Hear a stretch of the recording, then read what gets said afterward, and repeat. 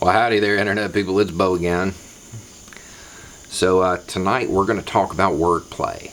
We're going to talk about semantics, because there are a lot of people that are getting really upset over certain terms being used.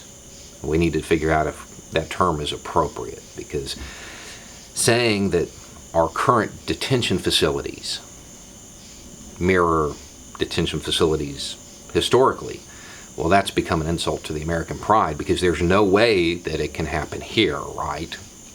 So we're going to talk about it. Are they concentration camps?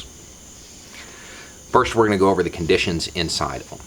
Now, the things that I'm going to list, all you have to do is take the term that I say and add ICE to it, and you will find a source if you go through your favorite search engine.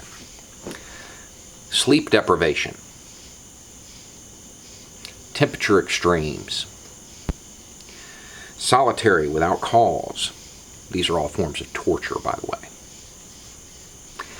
Nooses in cells. Sex abuse complaints numbering in the thousands. They're trying to destroy those records, by the way.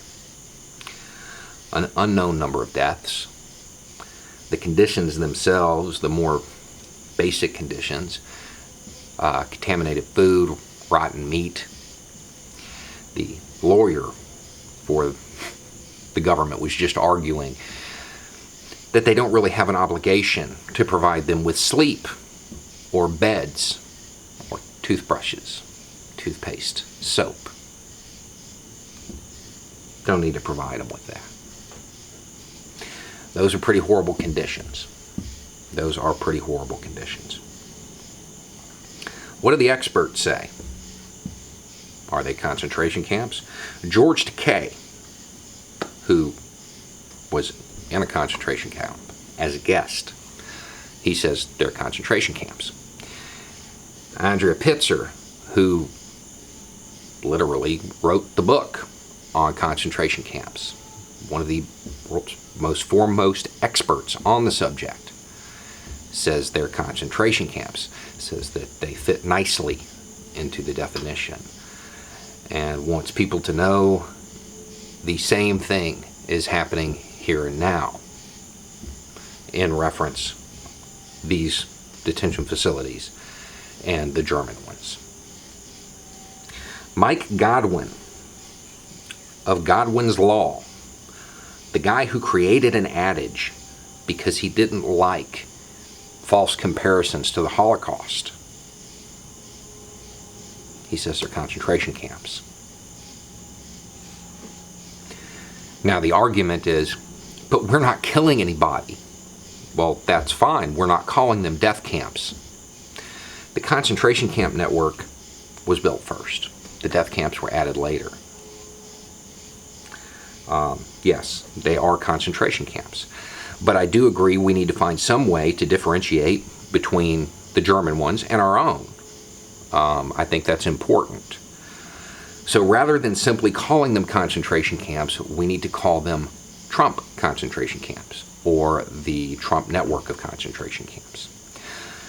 In 20 years, when those plaques go up, like those that are at the former Japanese internment camps, that's what they need to say.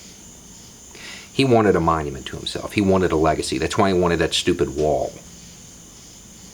He can have his name on these. They're more fitting of his legacy. But I will defend ICE on one thing. I do understand why they're not quick to provide soap to the detainees. I get that. That makes sense. You've got a limited supply, and I am certain that the employees are taking it home with them, because I would imagine after working here, you feel pretty dirty at the end of the day. And if you don't, yeah, when it goes to the next step, if it doesn't stop, you'll put them on boxcars. You'll follow orders. And the whole time, you'll say it's different, because it can't happen here. Hey, but I guess if they don't have soap, it'll be easier and they'll be more eager. You can trick them and tell them they're going to take a shower, right? It's America. Anyway, it's just a thought. Y'all have a good night.